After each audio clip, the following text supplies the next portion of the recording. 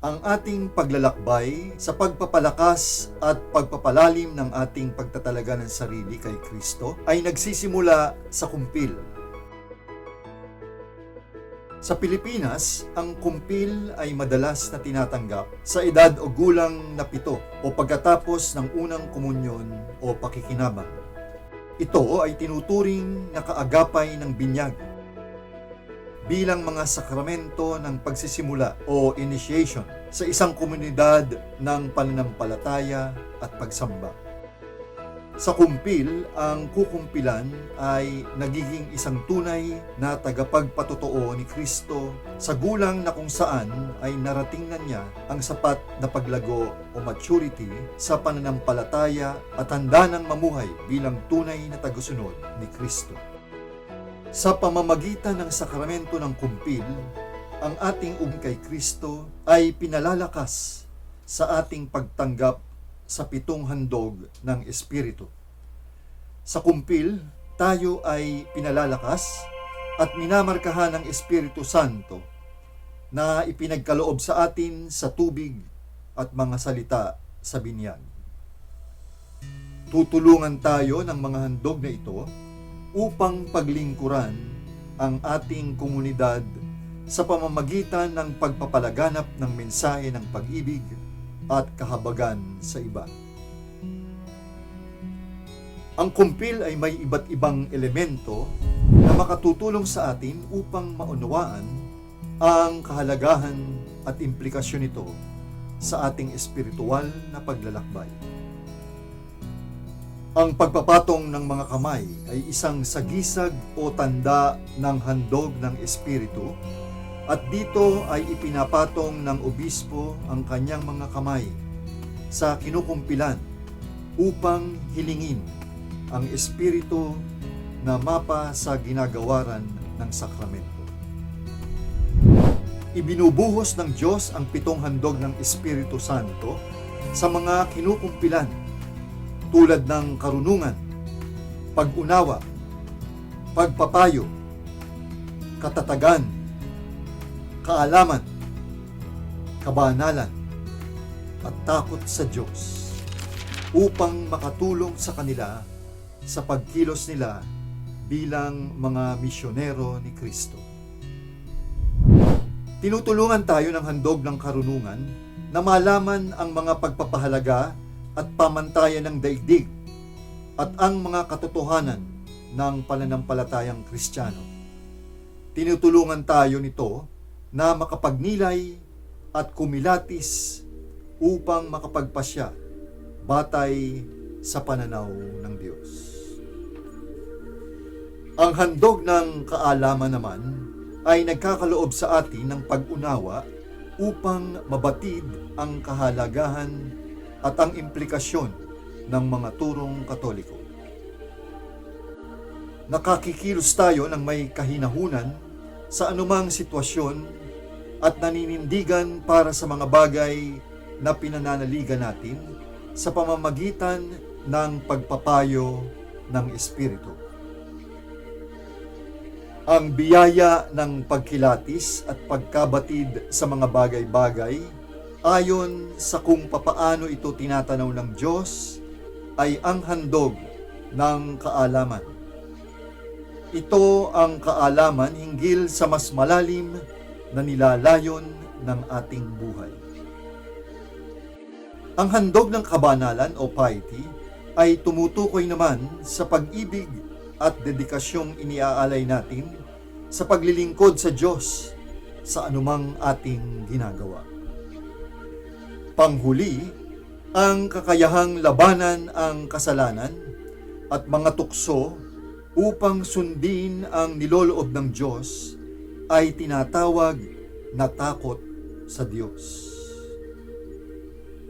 Tulad ng kahandaan ng mga martir na ialay ang buhay upang ikalat ang magandang balita o ang mga turo ni Kristo, ang simbolong ito ay sumasagisag sa kahandaan ng kukumpilan na ialay ang kanyang buhay upang sumunod sa kalooban ng Diyos. Ang langis ay mahalagang sagisag ng kumpil Ang langis na tinatawag na banal na krisma ay binabasbasa ng obispo sa misa ng krisma tuwing Huwebes Santo.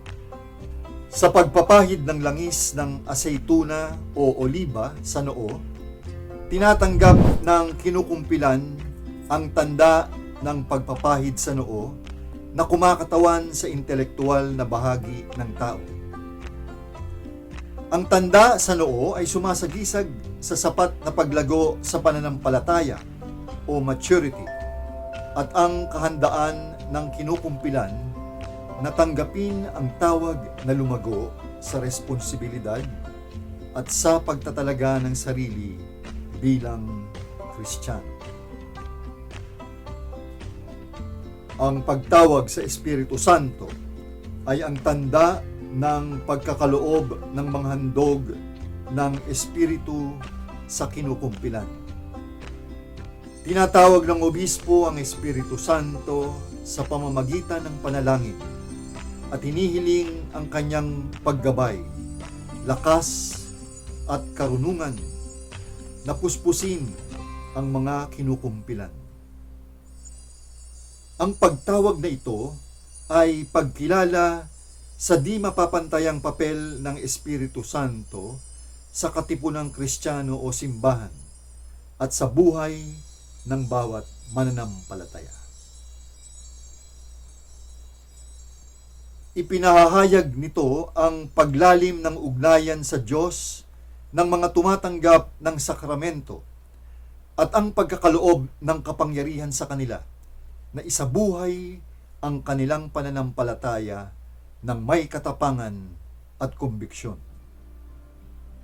Ang sakramento ng kumpil ay naghahandog ng oportunidad sa mga Kristiyano na muling pagtibayin ang kanilang pananampalataya at pagtatalaga ng sarili sa nagpapatuloy na pagbabalik loob o pagbabagong buhay patungo sa mas malalim na buhay kay Kristo. Ang mga handog ng Espiritu ay tumutulong sa atin upang pahalagahan ang mga turo ng simbahan at manindigan bilang mga disipulo ni Kristo laban sa isang daigdig na nagpapahalaga sa pagdodomina, kapangyarihan, pribilehiyo, pagsisinungaling, kawalang katarungan at karahasan. Dagdag pa, ang kumpil ay nagiging pagkaing espiritual natin sa pamamagitan ng pagpapalakas nito sa atin upang maging mga matatatag at aktibong bahagi ng katipunang Kristiyano. Sa pamamagitan ng pagpuspos ng Espiritu Santo, tinatanggap natin ang mga handog at bungang kinakailangan upang maisabuhay ang ating pananampalataya ng may katapangan ng loob at ng buong katapatan. Pinalalakas ng kumpil ang mga Kristiyano upang tunay na maisaloob ang kanilang tampalataya at gamitin ang mga handog ng Espiritu na ipinagkaloob sa kanila upang makibahagi sa misyon ng simbahan. Lagi nating isaloob at isabuhay ang mensahe ni Papa Francisco. Magpasalamat tayo sa Panginoon para sa grasya ng ating kumpil. Isamo natin sa Kanya na puspos ng kagalakan ng Espiritu Santo. Lagi nawa tayong maging salamin ng presensya ni Kristo sa ating pakikipag-ugnayan sa iba, sa ating pagiging bukas palad sa pangangailangan ng kapwa, at sa ating pagiging mga buhay na tagapagpatotoo sa mensahe ng kagalakan at kapayapaan ng Ebanghelyo.